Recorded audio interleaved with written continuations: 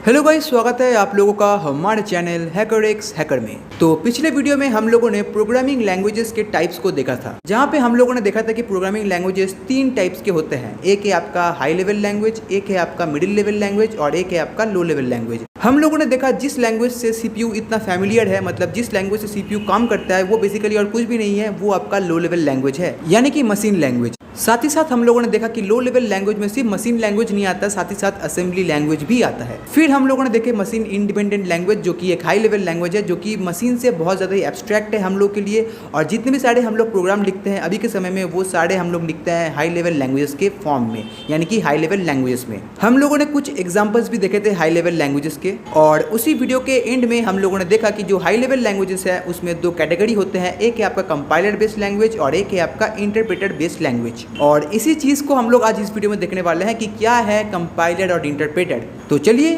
Without missing any more time, और चलिए आज के वीडियो को स्टार्ट करते हैं। तो अब तक तो गाइस आप लोगों के लिए एकदम क्लियर हो गया होगा कि कंप्यूटर किस तरीके से काम करता है, यानी कि कंप्यूटर किस तरीके से प्रोग्राम्स को एग्जीक्यूट करता है। और कंप्यूटर से काम करने से मेरा मतलब है गाइस कि सीपीयू किस तरीके से काम करता है। तो हर एक फाइल, हर एक डेटा, हर एक गेम या फिर हर एक एप्लीकेशन जो भी कंप्यूटर के अंदर रहता है, वो आपका सब रहता है 011 के फॉर्म में, जिसे जब भी हम लोग रन करते हैं तभी वो प्रोग्राम आता है रैम में, यानी कि उस प्रोग्राम का जो कॉपी आता है रैम में, और सीपीयू स्टार्ट करता है उसे एग्जीक्यूट करना लाइन बाय लाइन। बट अब यहाँ पे सवाल ये आता है गाइस कि हमें पता है कि सीपीयू प्रोग्राम्स को एग्जीक्यूट करता है line by line, but actually में वो प्रोग्राम्स बनते कैसे हैं। मतलब हम लोग सिर्फ प्रोग्राम्स को क्लिक करते हैं या फिर ओपन करते हैं, बट वो प्रोग्राम्स बनते कैसे हैं। मतलब मान लीजिए कि अगर कोई गेम आप लोग खेल रहे हैं तो वो गेम बनता कैसे है। अगर आप लोग किसी सॉफ्टवेयर को यूज़ कर रहे हैं, मान लीजिए एडोब इलस्ट्रेटर या फिर एडोब फोटोशॉप, तो वो हम लोग यूज़ कर रहे हैं, बट एक्चुअली वो बनता कैसे है, वो क्या है। तो इसी चीज़ को हम लोग समझेंगे इस वीडियो में कि कैसे एक प्रोग्राम बनता है। और प्रोग्राम से बनने का मेरा मतलब है कि कैसे एक प्रोग्राम 011 के फॉर्म में स्टोर होता है कंप्यूटर के अंदर। तो मशीन्स, कंप्यूटर, सीपीयू जो भी हो, वो सब आपके जानते हैं 011 लैंग्वेज, यानी कि बाइनरी लैंग्वेज या फिर मशीन लैंग्वेज। और हम लोग ह्यूमंस जानते हैं आपका ह्यूमन लाइक लैंग्वेज, यानी कि हिंदी, इंग्लिश, उर्दू, बंगाली या जो भी हम लोग जो यूज़ करते हैं। तो अगर हमें कंप्यूटर के साथ बात करना है या फिर अगर हमें कंप्यूटर को इंस्ट्रक्शंस देना है, तो हम लोग कंप्यूटर को इंस्ट्रक्शंस किस तरीके से देंगे। मतलब मान लीजिए कि अगर हमें कंप्यूटर को इंस्ट्रक्शन देना है कि कंप्यूटर को इस 10 नंबर का एवरेज निकालना है, तो हम लोग कंप्यूटर को किस तरीके से कहेंगे कि कंप्यूटर तुम इस 10 नंबर का एवरेज निकाल के हमें दो। हमें पता है कंप्यूटर जानता है बाइनरी लैंग्वेज, यानी कि मशीन लैंग्वेज। तो अगर हमें कोई इंस्ट्रक्शन देना है कंप्यूटर को, तो हमें उस इंस्ट्रक्शन को 011 के फॉर्म में ही देना पड़ेगा, यानी कि मशीन लैंग्वेज में ही देना पड़ेगा। बट हमें नहीं पता मशीन लैंग्वेज क्या होता है, हमें कोई भी इंस्ट्रक्शन मशीन लैंग्वेज में लिखना नहीं आता। इसी वजह से इसी प्रॉब्लम को सॉल्व करने के लिए हम लोग यूज़ करते हैं प्रोग्रामिंग लैंग्वेजेस का। प्रोग्रामिंग लैंग्वेजेस एक ऐसा लैंग्वेज है जिससे कि हम लोग कंप्यूटर के साथ बात कर सकते हैं, यानी कि हम लोग कंप्यूटर को इंस्ट्रक्शंस दे सकते हैं। बट ये जो प्रोग्रामिंग लैंग्वेजेस हैं, ये आपके 011 के फॉर्म में नहीं होते, यानी कि मशीन लैंग्वेज के फॉर्म में नहीं होते। ये आपका इंग्लिश लाइक लैंग्वेज में लिखा गया है, यानी कि इसका सारा सिंटैक्स, इसका सारा ग्रामर सब आपका इंग्लिश लैंग्वेज में है। तो किस तरीके से हम लोग बात करेंगे कंप्यूटर के साथ अगर programming languages English like language में है। तो इसी प्रॉब्लम को सॉल्व करने के लिए हम लोग यूज़ करते हैं कंपाइलर का। तो चलिए देखते हैं गाइस कि कंपाइलर किस तरीके से हम लोग के प्रोग्रामिंग लैंग्वेज को मशीन लैंग्वेज में कन्वर्ट करता है। तो जैसे कि आप लोग सब देख सकते हैं गाइस, ये आपका एक प्रोग्राम है जो कि हम लोगों ने लिखा सी लैंग्वेज के हेल्प से। मतलब ये एक इंस्ट्रक्शन है, और ये इंस्ट्रक्शन बेसिकली आपका एवरेज निकालने का एक प्रोग्राम है, मतलब एवरेज निकालने का एक इंस्ट्रक्शन है। तो आप लोग अभी इसे पढ़ने मत जाइए क्या है बेसिकली, मतलब अभी आप लोग इसे एकदम ही मत देखिए। आप लोग अभी के लिए सिर्फ इसे मानिए ये एक कोड है, सिर्फ रॉ कोड। मैं इसे अभी थोड़ा रफ कर दे रहा हूँ, मतलब मैं इसे थोड़ा चेंज कर दे रहा हूँ। अब आप लोग देखिए, सिर्फ ये एक कोड है लाइन बाय लाइन। तो आप लोग अभी इसे पढ़ने मत जाइए। साइड में है आपका एवरेज निकालने का इंस्ट्रक्शन, यानी कि एवरेज निकालने का आदेश, और हमें इस लाइन को, हमें इस कोड को देना है कंप्यूटर को, जिससे कि कंप्यूटर इसे लाइन बाय लाइन एग्जीक्यूट कर सके। बट जैसे कि आप लोग सब देख सकते हैं कि ये इंस्ट्रक्शन लिखा है आपका इंग्लिश लाइक लैंग्वेज में, यानी कि ये कोई 011 का फाइल नहीं है, यानी कि मशीन लैंग्वेज का फाइल नहीं है। तो इसका मतलब अगर हमें इस कोड को रन करना है या फिर अगर हमें इस इंस्ट्रक्शन को कंप्यूटर को देना है, तो हमें पहले इस कोड को, हमें पहले इस इंस्ट्रक्शन को 011 के फॉर्म में कन्वर्ट करना पड़ेगा। तो इस कन्वर्जन को करने के लिए हम लोग यूज़ करते हैं कंपाइलर का। बेसिकली कंपाइलर कुछ भी नहीं है गाइस, कंपाइलर आपके इस इंस्ट्रक्शन को, इस सोर्स कोड को, अब देखिए मैं यहाँ पे सोर्स कोड का एक कीवर्ड कह रहा हूँ, तो अभी के लिए आप लोग इसे एकदम भी डाउट मत लीजिए, मतलब कंफ्यूज मत होइए कि सोर्स कोड क्या होता है। सोर्स कोड यानी कि गाइस जो इंस्ट्रक्शंस हम लोग लिखते हैं ओके, उसे ही हम लोग कहते हैं सोर्स कोड। और बेसिकली सोर्स कोड होता है प्रोग्रामिंग लैंग्वेज में, बट बेसिकली आप लोग सोर्स कोड में इतना मत जाइए, आप लोग सिर्फ समझिए कि ये एक इंस्ट्रक्शन है और इस इंस्ट्रक्शन को हमें देना पड़ेगा कंपाइलर को, जिससे कि कंपाइलर इस कोड को स्कैन कर सके। स्कैन करने के बाद इस कोड का एक .exe फाइल बना सके, जिसे हम लोग कहते हैं 011 का फाइल। तो बेसिकली कंपाइलर का मेन काम एक ही है, कंपाइलर हम लोग के सोर्स कोड को यानी कि इंस्ट्रक्शन को स्कैन करता है और कन्वर्ट करता है मशीन लैंग्वेज में, जिससे कि वो एक .exe फाइल बने। सिर्फ इतना इसका मेन काम है।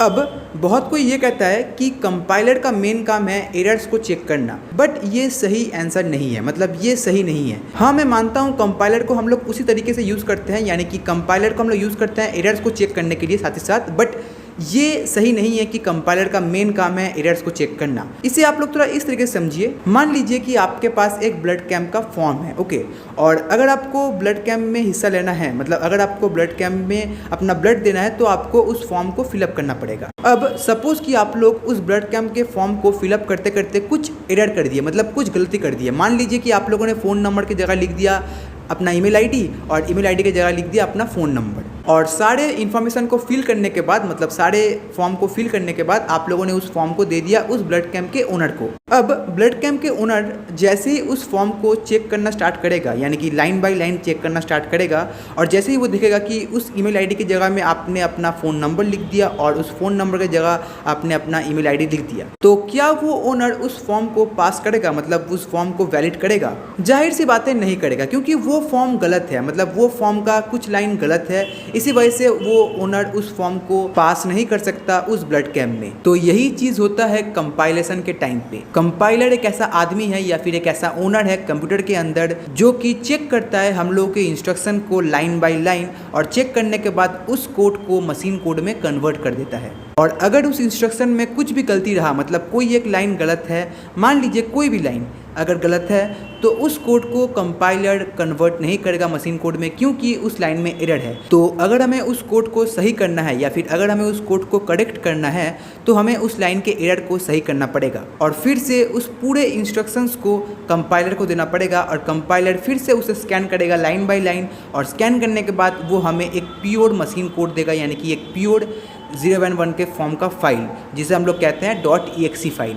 और सॉफ्टवेयर बन जाने के बाद अगर हमें उस सॉफ्टवेयर को रन करना है, मतलब अगर हमें उस प्रोग्राम को रन करना है, तो उस प्रोग्राम को रन कौन करेगा? देखिए, अब हमें पता है उस प्रोग्राम को रन कौन करेगा, क्योंकि हम लोगों ने पिछले कुछ वीडियोस में वही देखे हैं एकदम डिटेल में।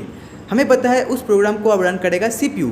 किस तरीके से? Line by line. और कभी कभी ऐसा होता है कि सॉफ्टवेयर बन जाने के बाद जब हम लोग उसे टेस्ट करते हैं या फिर हम लोग उसे चेक करते हैं कि क्या वो सॉफ्टवेयर, क्या वो प्रोग्राम सही से चल रहा है, और मान लीजिए कि वो प्रोग्राम सही से चल नहीं रहा है या फिर कुछ सही नहीं है, मतलब कुछ गलत सलत चल रहा है, तो फिर से हमें उस प्रोग्राम के सोर्स कोड को, अब आता है बात यहाँ पे सोर्स कोड, यानी कि उस इंस्ट्रक्शन को फिर से चेक करना पड़ेगा कि कहाँ पे हम लोगों ने गलती किया।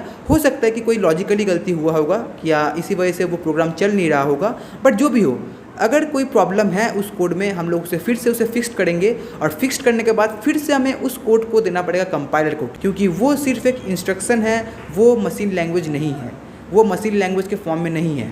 तो फिर से हमें उस पूरे कोड को कंपाइलर को देना पड़ेगा, और कंपाइलर फिर से उसे लाइन बाय लाइन स्कैन करेगा। स्कैन करने के बाद हमें एक फिर से .exe फाइल देगा, और exe फाइल के बन जाने के बाद, यानी कि सॉफ्टवेयर बन जाने के बाद, जब भी हम लोग उसे रन करेंगे, तो उस प्रोग्राम को रन कौन करेगा? उस प्रोग्राम को रन करेगा आपका CPU। किस तरीके से? Line by line. तो अगर ओवरऑल कहा जाए तो गाइस, कंपाइलर का सिर्फ एक मेन काम होता है, और वो है हम लोग के सोर्स कोड को, यानी कि हम लोग के इंस्ट्रक्शन को स्कैन करता है, और स्कैन करने के बाद कन्वर्ट करता है मशीन कोड में, जिससे कि CPU उसे लाइन बाय लाइन एग्जीक्यूट कर सके। और सॉफ्टवेयर बन जाने के बाद जब भी हम लोग उस सॉफ्टवेयर को रन करेंगे, तब इसमें कंपाइलर का कोई हाथ नहीं रहेगा उस प्रोग्राम को एग्जीक्यूट करने में, क्योंकि वो इंस्ट्रक्शंस तो अब हो चुका है मशीन लैंग्वेज के फॉर्म में, और मशीन लैंग्वेज के फॉर्म में हर एक इंस्ट्रक्शन को अब CPU एग्जीक्यूट करेगा लाइन बाय लाइन। तो इस एग्जीक्यूशन के बीच कंपाइलर का कोई भी काम नहीं है। कंपाइलर का सिर्फ एक काम है, हम लोग के इंस्ट्रक्शन को, हम लोग के सोर्स कोड को मशीन कोड में कन्वर्ट कर देगा।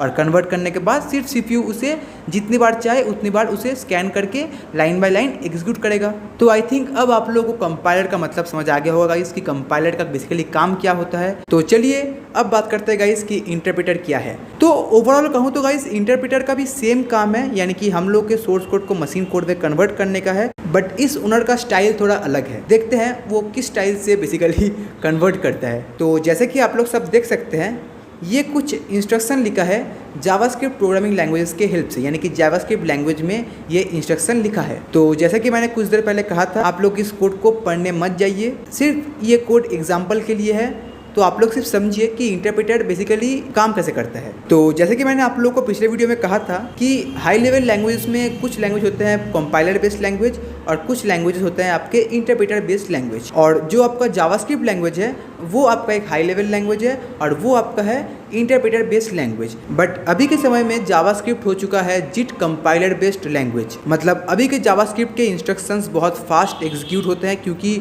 उनमें just in time compilation support करता है। और अभी के जावास्क्रिप्ट के कोड का एग्जीक्यूशन स्टाइल बहुत ही अलग है, मतलब बहुत ही अपर लेवल का है, मतलब अगर कंपेयर करें ओल्ड जावास्क्रिप्ट के कोड से। तो इसीलिए अभी जो मैं आप लोग को एग्जांपल दिखाऊंगा, यानी कि इंटरप्रेटर किस तरीके से इंटरप्रेट करता है जावास्क्रिप्ट के कोड को, ये स्टाइल गाइस पहले होता था जावास्क्रिप्ट के लिए, क्योंकि जावास्क्रिप्ट का अभी जो एग्जीक्यूशन होता है वो होता है आपका एग्जीक्यूशन स्टैक में। मतलब एक अलग स्टाइल से जावास्क्रिप्ट का कोड अभी एग्जीक्यूट होता है। तो ये जो अभी मैं आप लोग को एग्जाम्पल दिखाऊंगा ये ओल्ड एग्जाम्पल है, तो इसीलिए आप लोग सिर्फ कंसेप्ट को समझिए। तो इंटरप्रेटर को डिस्कस करने से पहले थोड़ा मैं बात करना चाहता हूँ जावास्क्रिप्ट के बारे में। तो देखिए, जावास्क्रिप्ट आपका एक वेब प्रोग्रामिंग लैंग्वेज है। बेसिकली जावास्क्रिप्ट को हम लोग यूज़ करते हैं वेबसाइट डेवलपमेंट के समय। हम लोग जावास्क्रिप्ट से बना सकते हैं वेबसाइट्स, साथ ही साथ वेब एप्लीकेशंस। तो पहले के समय में जावास्क्रिप्ट को सब लोग कहते थे इंटरप्रेटर बेस्ड लैंग्वेज, क्योंकि जावास्क्रिप्ट के इंस्ट्रक्शंस को CPU line by line execute नहीं करता था। बेसिकली जावास्क्रिप्ट के कोड को क्रोम रन करता है। क्रोम आपका जो कि एक वेब ब्राउज़र है, वो आपके जावास्क्रिप्ट के इंस्ट्रक्शंस को एग्जीक्यूट करता है। मतलब जावास्क्रिप्ट के लिए क्रोम आपका एक इंटरप्रेटर है। तो अब चलिए बात करते हैं गाइस कि ये इंटरप्रेटर है क्या। मैंने आप लोग को इतना सब इसलिए कहा क्योंकि गाइस मुझे आप लोग बताना था कि क्रोम बेसिकली एक इंटरप्रेटर है जावास्क्रिप्ट के लिए, जो कि जावास्क्रिप्ट के इंस्ट्रक्शंस को लाइन बाय लाइन एग्जीक्यूट करता है, ना कि CPU करता है। तो हम लोग देखते हैं कि बेसिकली इंटरप्रेटर है क्या। तो देखिए, हम लोग अपने इंस्ट्रक्शंस को जावास्क्रिप्ट के लैंग्वेज में लिखते हैं और उन इंस्ट्रक्शंस को लिखने के बाद जब बारी आता है उन इंस्ट्रक्शंस को एग्जीक्यूट करने का, तब हम लोग को यहाँ पे हेल्प करता है क्रोम, क्योंकि क्रोम एक्ट करता है जावास्क्रिप्ट के लिए इंटरप्रेटर जैसा। तो बेसिकली क्रोम क्या करता है,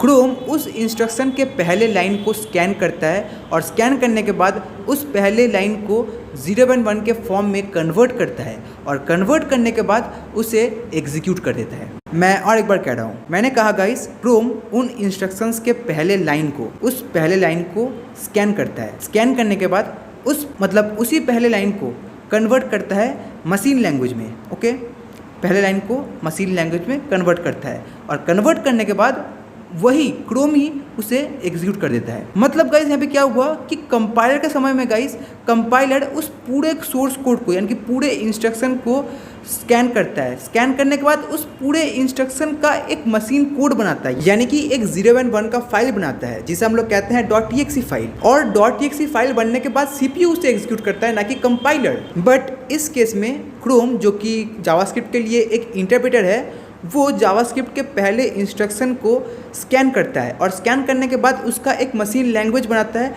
और मशीन लैंग्वेज बनाने के बाद वो खुद ही क्रोम ही उस लैंग्वेज के पहले लाइन को, यानी कि मशीन लैंग्वेज के पहले लाइन को एग्जीक्यूट कर देता है। और यही इंटरप्रेटर का मेन काम है। तो ये था आपका पहला डिफरेंस कंपाइलर और इंटरप्रेटर का। अब सपोज कीजिए कि हम लोग के इस इंस्ट्रक्शन के किसी एक लाइन पे एरर है, जैसे कि कंपाइलेशन के टाइम पे था एरर किसी एक लाइन पे, वैसे ही इस केस में भी इस इंस्ट्रक्शन के किसी एक लाइन पे एरर है। और अगर हम लोग इस इंस्ट्रक्शन को इंटरप्रेटर को देंगे, यानी कि क्रोम को देंगे एग्जीक्यूट करने के लिए, तो क्रोम उस इंस्ट्रक्शन के पहले लाइन को स्कैन करेगा, उसका मशीन कोड बनाएगा, एग्जीक्यूट करेगा।